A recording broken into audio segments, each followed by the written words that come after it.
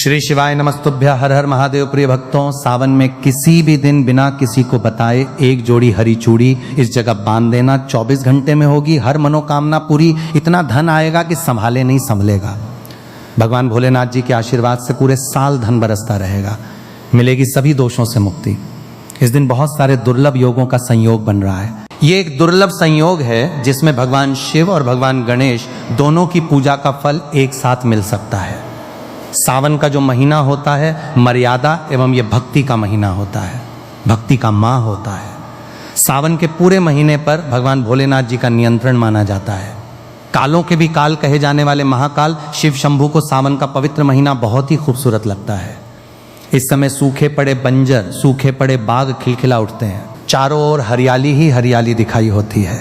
सावन का महीना लड्डू गोपाल श्री कृष्ण जी को अति प्रिय है। अपने बाल गोपाल रूप में भगवान लड्डू गोपाल वृंदावन में सावन में स्नान अवश्य करने आते हैं। भगवान श्री कृष्ण जी सखियों के साथ मिलकर वर्षा आदि में स्नान करते हैं और नृत्य आदि करते हैं। दोस्तों, ऐसा माना जाता है कि सावन के पूरे महीने भर भगवान भोलेनाथ जी की पूजा पाठ करने से वो शीघ्र ही प्रसन्न होते हैं। सावन का पूरा महीना भगवान भोलेनाथ जी का प्रिय महीना है। इसकी अनेक पौराणिक कथाएं एवं धार्मिक मान्यताएं भी हैं। दोस्तों, जनसाधारण लोग किसी और महीने में संयम नियम का पालन करें या ना करें, लेकिन सावन के महीने में संयम एवं नियम का पालन जरूर करते हैं। सावन में जो लोग व्रत आदि करते हैं तो उन्हें पूरे महीने भर लहसुन, प्याज तथा किसी का झूठा भोजन भी नहीं करना चाहिए, क्योंकि इस समय व्रतधारी भगवान शिव की शरण में होता है। तो आप कोई भी ऐसा पाप न करें जिससे भगवान शिव क्रोधित हो जाए। तो आज की जो वीडियो है बहुत ही सुंदर है, ज्ञानवर्धक जानकारी है। इस वीडियो को अपने फायदे के लिए जरूर पूरा देखना है, क्योंकि अधूरा ज्ञान हमेशा अधूरा फल ही देगा और भगवान शिव जी का अपमान भी माना जाएगा। इसीलिए सावन के शुभ अवसर पर वीडियो को अंत तक जरूर देखें और कमेंट में अपनी राशि जरूर डाल दीजिए। यदि हमारे पास कोई उपाय होगा तो वो आकर हम आपके कमेंट के रिप्लाई में जरूर बताएंगे। सावन के महीने की विशेष महत्व कुछ इस प्रकार से है। दोस्तों, सावन के महीने में ही समुद्र मंथन हुआ था। सावन के महीने में ही माता लक्ष्मी उत्पन्न हुई थी और माता लक्ष्मी को धन की देवी का दर्जा सावन के महीने में ही प्राप्त हुआ था। सावन के महीने में ही भगवान भोलेनाथ जी भूलोक पर आ जाते हैं और भूलोक पर जिनके घर पर यथावत शिवलिंग रखा हुआ होता है तो उनके घर में भगवान आशंकित जरूर आते हैं। दोस्तों, इस माह में भगवान विष्णु योग निद्रा में चले जाते हैं तो सृष्टि का जो भार होता है वो भगवान भोलेनाथ संभालते हैं। तो आज की जो वीडियो का विषय है बहुत ही सुंदर है कि इस वृक्ष पर 2 जोड़ा हरी चूड़ी आपकी हर इच्छा शीघ्र ही पूर्ण होगी।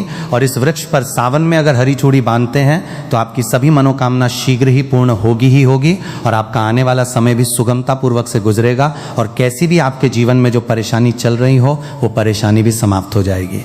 अच्छी चूड़ी सभी समुदाय के लोग पहनते हैं। कोई इसे बैंगल्स बोलता है तो कोई इसे करें तो कोई इसे चूड़ी आदि बोलता है, लेकिन चूड़ी का महत्व सर्वप्रिय है। देवी देवताओं को अति आकर्षित करने वाली चूड़ियां मानी जाती हैं, खासकर माता रानी जो महिला चूड़ी पहनकर। दोस्तों, अगर आप भी भोलेनाथ जी के सच्चे भक्त हैं तो कमेंट बॉक्स में ओम नमः शिवाय जरूर लिखना और अगर आप भोलेनाथ से प्यार करते हैं तो एक लाइक जरूर करेंगे। दोस्तों, भगवान भोलेनाथ जी को ये 3 वृक्ष अत्यंत प्रिय है और इस वृक्ष की पूजा करने से शिव पूजा करने का ही फल प्राप्त होता है। दोस्तों, इस वृक्ष के बारे में शास्त्रों में ये भी कहा जाता है कि मनुष्य जाति के जन्म कल्याण के लिए स्वयं भगवान भोलेनाथ एवं माता पार्वती इन वृक्षों के रूप में भूलोक पर अवतरित हुए थे, अर्थात भूलोक पर जन्म लिया था। तो आइए इस वीडियो में जानते हैं सावन में हरी चूड़ी का महत्व। दोस्तों, हरा रंग सौभाग्य एवं उल्लास का प्रतीक माना जाता है जो मन को शीघ्र ही आनंदित करता है। हरा रंग प्रकृति का वो स्वरूप है। हरा रंग प्रकृति का स्वरूप माना जाता है और माता पार्वती भी प्रकृति है एवं भोलेनाथ को पुरुष माना जाता है। दोस्तों, हरे रंग का उदाहरण कुछ इस प्रकार से है जैसे सावन में भगवान शिव जी को चढ़ाए जाने वाले बेलपत्र, धतूरा, भांग एवं दूब हरे रंग की होती है। दोस्तों, प्रकृति निर्माण करने वाले भगवान भोलेनाथ हरे रंग से अति शीघ्र ही प्रसन्न होते हैं। सावन में जो महिला हरे रंग की चूड़ी पहनती है, हरे वस्त्र धारण करती है, उन्हें अखंड सौभाग्य की प्राप्ति होती है। दोस्तों, इसीलिए कहा जाता है जितनी भी माताएं बने हैं उन्हें पूरे सावन के महीने में हरे रंग की चूड़ी जरूर पहननी चाहिए, हरे वस्त्र जरूर धारण करने चाहिए। सावन के महीने में जो माताएं बहनें भगवान भोलेनाथ की पूजा करती हैं, शिव प्रकृति है। ऐसी माता बहनों को हरे रंग के वस्त्र धारण करने चाहिए और भूल कर भी सावन के महीने में नीले और काले वस्त्र किसी भी महिला को कदापि नहीं पहनने चाहिए। ऐसा माना जाता है कि इस रंग के कपड़े पहनने से महिला के पति पर कष्ट आते हैं और उनके पति की आयु कम हो जाती है। तो दोस्तों, इस वृक्ष पर किसी भी सावन सोमवार के दिन या सावन में किसी भी समय जरूर बांधे। हरी चूड़ी दुर्भाग्य आपका सौभाग्य में बदल जाएगा भी। आपके ऊपर परेशानी हो, गरीबी हो, कष्ट हो, कर्ज हो, तकलीफ हो, जीवन में जो परेशानी हो, वो सारी समस्याएं समाप्त हो जाएंगी। दोस्तों, केवल एक ही सोमवार के दिन अगर आप ये उपाय करते हैं, हरी चूड़ी इस वृक्ष पर बांधते हैं, तो आपके जन्म जन्मांतर की गरीबी भी मिट जाती है और शीघ्र ही आपके एक ही सोमवार के दिन ये उपाय करने से मनोकामना पूर्ण होगी। तो दोस्तों, वो वृक्ष कौन से हैं, आइए जानते हैं। प्रथम वृक्ष है शमी का वृक्ष। शमी के वृक्ष के बारे में ध्यान से सुनिए। तो शमी का वृक्ष माता पार्वती का एवं भगवान भोलेनाथ जी का मिश्रित स्वरूप कहा जाता है। इसलिए दोस्तों, शमी के वृक्ष को उमाश्वर वृक्ष भी कहा जाता है। पूरे सावन भर शमी के वृक्ष पर माता पार्वती एवं भगवान भोलेनाथ जी का वास माना जाता है। सावन के महीने में गोदली बेला पर प्रदोष काल के समय, अर्थात दोस्तों जब ना ही दिन हो और ना ही रात, अर्थात संध्या काल के समय, तो इस वृक्ष को संध्या काल के समय में गोधली बेला में या फिर प्रदोष समय में इस वृक्ष को छूने से पाप दोष, कष्ट एवं परेशानी केवल सावन के महीने में छूने मात्र से समाप्त हो जाती है। दोस्तों, सावन के पवित्र महीने में अगर शमी वृक्ष की जड़ पर कच्चा दूध डाला जाए, ये कायदा है, तो भगवान शिव शीघ्र ही प्रसन्न होते हैं एवं माता पार्वती का ढेर सारा आशीर्वाद प्राप्त होता है। दोस्तों, शमी के वृक्ष का महत्व कुछ इस प्रकार से है। भगवान राम रावण पर आक्रमण करने के पूर्व भगवान राम ने शमी वृक्ष की पूजा की थी और पांडवों ने अपने दिव्य हथियार भी शमी के वृक्ष के नीचे में दबाए थे। शमी का वृक्ष जिस घर में लगा होता है, उस घर का कल्याण हो जाता है और उस घर में सभी प्रकार के भौतिक सुखवास माना जाता है।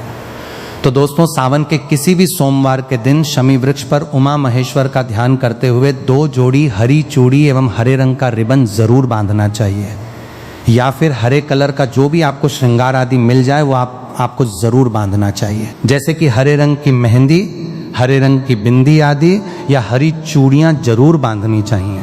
दोस्तों, कैसी भी आपकी मनोकामना हो वो एक ही बार में पूर्ण हो जाएगी, क्योंकि इस खास समय पर यानी सावन के समय में भगवान शिव खास तौर पर वास करने आते हैं धरती पर और शमी के वृक्ष में स्थायी रूप से वास करते हैं। शमी का वृक्ष छूने मात्र से आपकी मनोकामना शीघ्र ही पूर्ण हो जाएगी। पूरे सावन भर अगर शमी के पत्ते भोलेनाथ जी को उनकी पूजा में चढ़ाते हैं तो इससे अष्टलक्ष्मी आपके घर में वास करती है। आपके घर में कैसी भी गरीबी हो, दरिद्रता हो, दुख हो, परेशानी हो, गरीबी हो, बीमारी हो, सब समाप्त हो जाती है और पूर्ण रूप से आपके घर में भौतिक सुख आकर के निवास करने लगते हैं। दोस्तों, दूसरा वृक्ष है धतूरे का वृक्ष। धतूरे का वृक्ष भगवान भोलेनाथ जी के उग्र रूप काल भैरव के अंश से उत्पन्न हुआ है।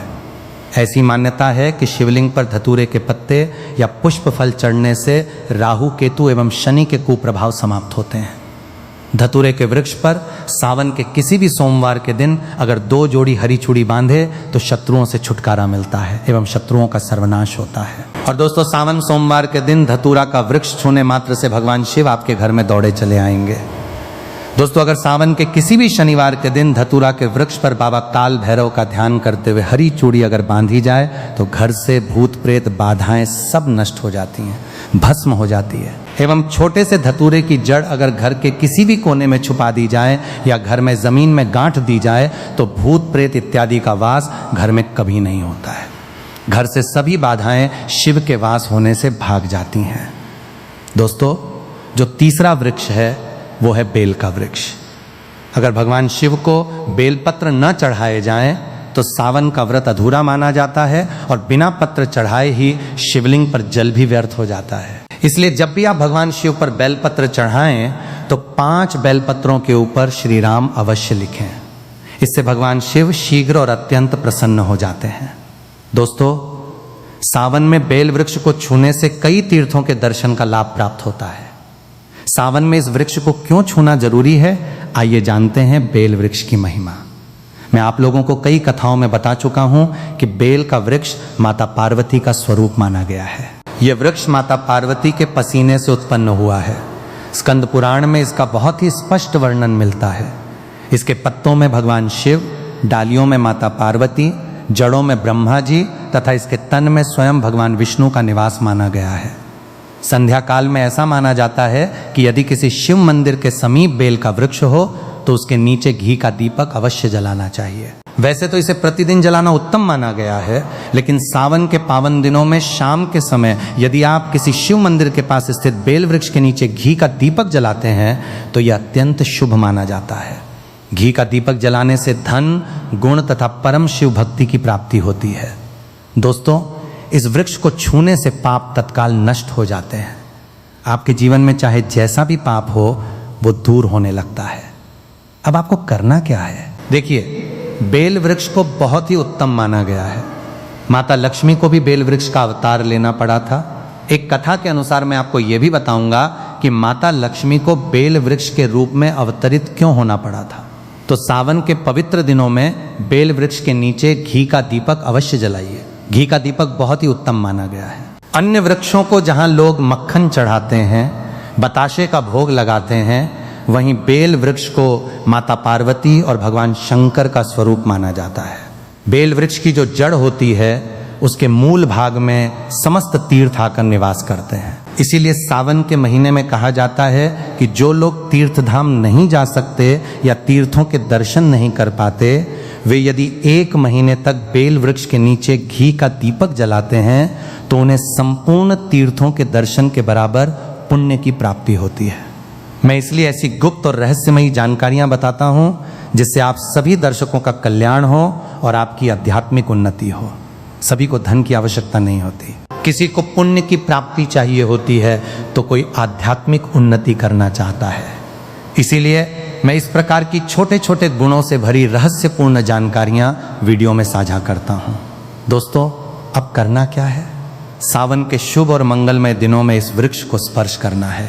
माता पार्वती से प्रार्थना करनी है कि हे माता पार्वती, आप ही शक्ति स्वरूपा हैं, आप ही लक्ष्मी हैं, धन की देवी हैं, आप ही इस संसार का संचालन करने वाली देवी हैं। इस प्रकार प्रार्थना करते हुए इस वृक्ष को छूना है और कहना है, माता मेरी गरीबी दूर करें, मेरी निर्धनता को समाप्त करें, मेरे जीवन में चल रही सभी परेशानियों को दूर करें। इसके साथ आपको एक कपूर और एक लौंग भी जलानी है। फिर एक काम और करना है। जलाने के बाद इस वृक्ष से कहना है कि मैं भोग स्वरूप आपको धतूरे के पत्ते और धतूरे के फल समर्पित कर रहा हूं, कृपया इन्हें स्वीकार करें। दोस्तों, इस वृक्ष की जड़ के नीचे धतूरे के फल और पुष्प भी रख सकते हैं। यदि पुष्प उपलब्ध हो तो पुष्प रखें, अन्यथा पत्ते अर्पित कर दीजिए। इसके बाद वृक्ष को स्पर्श करते हुए प्रार्थना करें कि हमारी गरीबी दूर हो, हमारी निर्धनता समाप्त हो। और एक विशेष प्रार्थना अवश्य करें। यदि किसी की हाय लगी हो, किसी प्रकार का बुरा प्रभाव या दोष लगा हो जिसके कारण हमारी आध्यात्मिक उन्नति नहीं हो पा रही हो, तो वो सब दूर हो जाए। यदि शनि, राहु, केतु का दुष्प्रभाव हो, नवग्रहों में से कोई ग्रह पीड़ा दे रहा हो या किसी प्रकार का पितृदोष लगा हो, तो वो भी समाप्त हो जाए, क्योंकि पितृदोष के कारण व्यक्ति की आध्यात्मिक उन्नति में बाधा आती है। इसलिए प्रार्थना करें कि हे माता, समस्त प्रकार के दोषों को दूर करें, उन्हें अपने भीतर समाहित कर हमें दोष मुक्त करें। इस प्रकार आपको ये प्रार्थना करनी है और एक कार्य अवश्य करना चाहिए। आपको सावन के समय धर्म शास्त्रों में कहा गया है, बहुत सारे लोग भी बताते हैं, हमारे गुरुजी भी कहा करते थे कि सावन के दिनों में यदि बेल के वृक्ष की जड़ में मिश्री युक्त दूध अर्पित किया जाए तो यह अत्यंत शुभ माना जाता है। मिश्री जो खड़ी खड़ी आती है, आप सभी दर्शकों को उसके बारे में अवश्य पता होगा, वो शक्कर की तरह होती है। यदि आप मिश्री मिला हुआ दूध बेल वृक्ष की जड़ में अर्पित करते हैं तो ऐसा कहा गया है कि ऐसा व्यक्ति कभी निर्धन नहीं होता। यदि किसी व्यक्ति से माता लक्ष्मी रुष्ट हो चुकी हो तो भी इस उपाय से माता लक्ष्मी प्रसन्न होती हैं। ऐसे व्यक्ति के जीवन में धन का अभाव नहीं रहता, वो निरोग रहता है और उसे निरोग काया की प्राप्ति होती है। आप चाहें तो यही क्रिया नीम के वृक्ष पर भी कर सकते हैं। नीम के वृक्ष में माता लक्ष्मी का निवास माना गया है, समस्त दैवी शक्तियां भी उसमें निवास करती हैं। सावन के शुभ और मंगलमय दिनों में आप अपनी सामर्थ्य के अनुसार एक गिलास या तांबे के लोटे में दूध लेकर उसमें मिश्री मिलाएं और उस दूध को नीम के वृक्ष की जड़ में अर्पित करें। आपको मीठा दूध ही चढ़ाना है और गरीबी दूर होने की प्रार्थना करनी है। जिन लोगों पर कर्ज का भार है, वे ये प्रार्थना कर सकते हैं कि हमारे कर्ज का बोझ दूर हो जाए। ऐसा करने से सभी दैवी शक्तियां आपसे प्रसन्न रहती हैं। दोस्तों, सावन के महीने में महादेव को कुछ प्रकार के बेलपत्र कभी नहीं चढ़ाने चाहिए, इन्हें बहुत अशुभ माना गया है। पौराणिक मान्यताओं के अनुसार बेलपत्र चढ़ाने से भगवान शिव का मस्तक शीतल रहता है। बेलपत्र से भगवान शिव की पूजा करने पर दरिद्रता दूर होती है और व्यक्ति सौभाग्यशाली बनता है।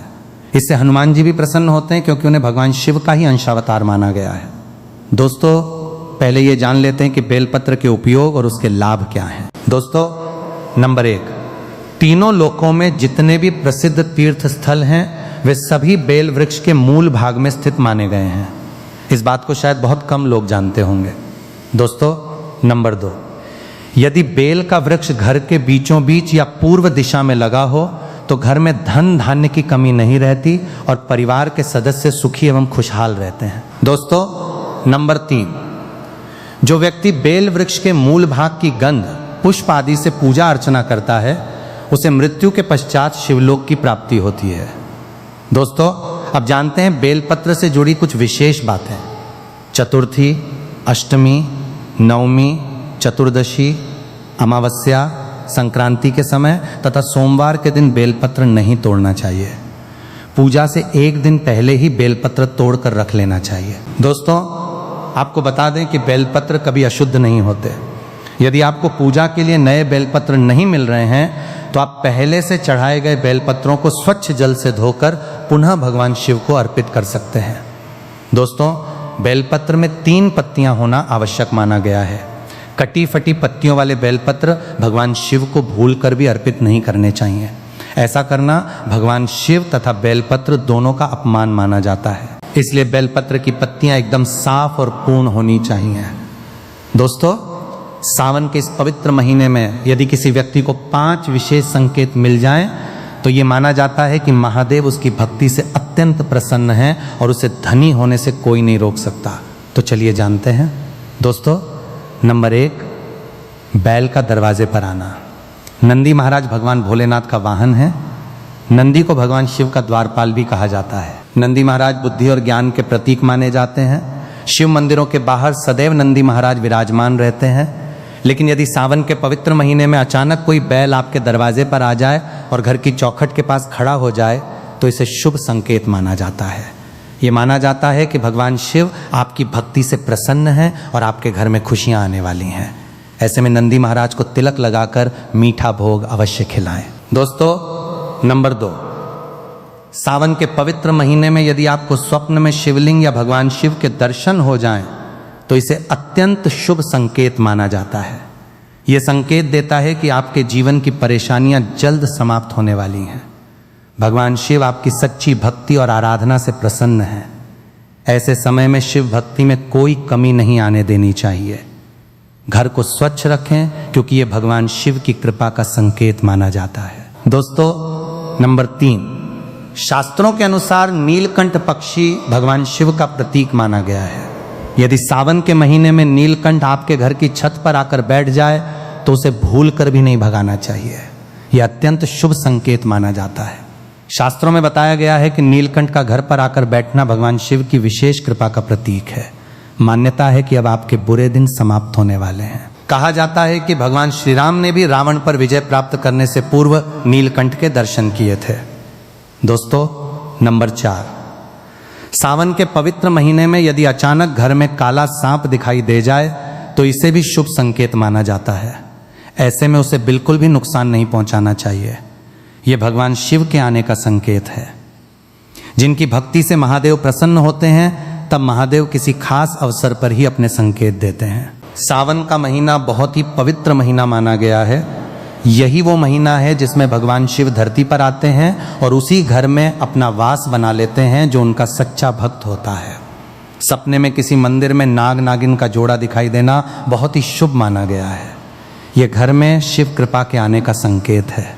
अब आपको प्रसन्न होना चाहिए। भक्तों, अगर अपनी जिंदगी में कुछ नया सीखना चाहते हैं तो इस सावन की वीडियो को पूरा ही देखकर जाना, आधा अधूरा मत छोड़ना और इसी के साथ चैनल को सब्सक्राइब जरूर कर लेना ताकि आने वाली ज्ञान भरी वीडियो आपको सीधे नोटिफिकेशन के माध्यम से प्राप्त होती रहे। भक्तों, अगर किसी महिला की शादी हो चुकी है तो ऐसे में अगर आपका पति भी इन 3 चीजों को पहनने के लिए बोले तो आप तुरंत मना कर दें। एक शादीशुदा महिला को भूल कर भी सावन के महीने में इन 3 चीजों को कभी नहीं पहनना चाहिए, नहीं तो ये बहुत अशुभ माना जाता है। आज हम आपको इस वीडियो में शादीशुदा महिलाओं से संबंधित कुछ ऐसे कार्य बताने वाले हैं जिन्हें हर पति पत्नी को एक बार जरूर सुनना चाहिए। इसलिए आज बिना छोड़े इस वीडियो को अंत तक जरूर देख लेना ताकि आप अपनी जिंदगी की परेशानियों का कारण न बने। शादी हो जाने के बाद पति पत्नी 7 जन्मों के लिए एक दूसरे के हो जाते हैं। नई नई शादी में पति कई ऐसी चीजें पत्नी के लिए लेकर आता है जिन्हें पत्नी अनजाने में पहन लेती है। उस समय पत्नी को पता नहीं होता कि कुछ चीजों को पहनना परंपराओं के अनुसार उचित नहीं माना जाता। आज की इस आधुनिक दुनिया में शादीशुदा महिलाएं कई ऐसी चीजें पहन लेती हैं जिनके बारे में उन्हें पूरी जानकारी नहीं होती। ऐसे में वे अनजाने में गलतियां कर बैठती हैं क्योंकि उन्हें परंपराओं और मान्यताओं का ज्ञान नहीं होता। भगवान भोलेनाथ ने स्वयं कहा है कि जो भी व्यक्ति सावन के महीने में सच्चे मन से पूजा पाठ करता है, मैं उसकी भक्ति स्वीकार करता हूं और उसकी हर मनोकामना पूर्ण करता हूं, चाहे वो धन से संबंधित हो या व्यापार से संबंधित। भक्तों, वीडियो में आगे बढ़ने से पहले वीडियो को लाइक कर दीजिए और नीचे कमेंट बॉक्स में सच्चे दिल से लिख दीजिए हर हर महादेव, जय भगवान शिव, जय माता पार्वती। तो जानकारी आरंभ करते हैं। हिंदू धर्म में विवाह के बाद हर स्त्री के लिए 16 श्रृंगार का बहुत महत्व माना गया है। मांग में सिंदूर, माथे पर बिंदी, हाथों में चूड़ियां, पैरों में पायल और बिछिया तथा लाल जोड़ा एक सुहागन स्त्री की पहचान माने जाते हैं। ये धारण करके जब एक लड़की अपने घर को छोड़कर किसी दूसरे घर में प्रवेश करती है तो उसके जीवन के मायने ही बदल जाते हैं। श्रृंगार एक स्त्री की सुंदरता में 4 चांद लगाने का काम करता है। साथ ही ये एक स्त्री के जीवन में आए परिवर्तन और समाज में उसकी नई पहचान को भी दर्शाता है। केवल धार्मिक दृष्टि से ही नहीं बल्कि वैज्ञानिक दृष्टि से भी 16 श्रृंगार का महत्व माना गया है। 16 श्रृंगार में उपयोग होने वाली हर वस्तु का अपना अलग महत्व होता है। हिंदू धर्म को मानने वाली प्रत्येक सुहागन स्त्री अपने पति की लंबी आयु और सुखी जीवन की कामना के साथ सावन सोमवार का व्रत रखती है और 16 श्रृंगार धारण करती है।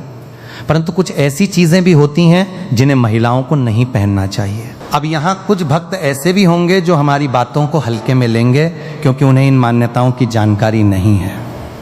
ऐसे भक्तों से हम यही कहना चाहेंगे कि जो जानकारी हम बता रहे हैं उसे जान लेना आपके लिए अच्छा है। आज के बदलते समय में बहुत से लोग इन बातों पर विश्वास नहीं करते, लेकिन जानकारी होना हमेशा लाभदायक होता है। वीडियो को आगे बढ़ाते हैं। आपके पास अभी जितने भी काम हैं उन्हें थोड़ी देर के लिए साइड में रख दीजिए और ध्यान पूर्वक जो बताया जा रहा है उसे सुनिए। सुनने मात्र से ही आपको बहुत सी महत्वपूर्ण बातें जानने को मिलेंगी। शास्त्रों में बताया गया है कि किसी भी शादीशुदा महिला को एकदम सफेद रंग का वस्त्र नहीं पहनना चाहिए। आजकल के फैशन के दौर में महिलाएं सुंदर दिखने के लिए कई तरह के वस्त्र धारण करती हैं, लेकिन परंपराओं के अनुसार एकदम सफेद रंग की साड़ी या सूट पहनने से बचना चाहिए। अगर सफेद रंग पहनना हो तो उसमें किसी अन्य रंग का मिश्रण अवश्य होना चाहिए। एकदम सफेद वस्त्र पहनना शुभ नहीं माना जाता। इस आधुनिक दौर में कई महिलाएं सुंदर दिखने के लिए पैरों में सोने की पायल और बिछियां पहन लेती हैं। परंपराओं के अनुसार पैरों में सोना पहनना उचित नहीं माना गया है। सोना माता लक्ष्मी और धन का प्रतीक माना जाता है, इसलिए इसे पैरों में धारण करने से बचना चाहिए। सिंदूर और मंगलसूत्र का महत्व भी बहुत अधिक माना गया है। हिंदू धर्म के अनुसार सिंदूर सुहाग की निशानी माना जाता है, वहीं मंगलसूत्र पति पत्नी के पवित्र रिश्ते का प्रतीक माना जाता है। इसलिए विवाहित महिलाओं को सिंदूर और मंगलसूत्र का सम्मान करना चाहिए। यदि आपके पास मंगलसूत्र नहीं है तो कम से कम गले में काला धागा धारण किया जा सकता है। स्वयं महादेव का जब विवाह हुआ था तब महादेव ने माता पार्वती को मंगलसूत्र धारण कराया था, इसलिए इसका महत्व और भी बढ़ जाता है। इसलिए वीडियो को अंत तक जरूर देखिएगा, क्योंकि अब हम बताने वाले हैं कि ऐसी कौन सी चीज है जिसे सिंदूर की डिब्बी में रखना शुभ माना जाता है।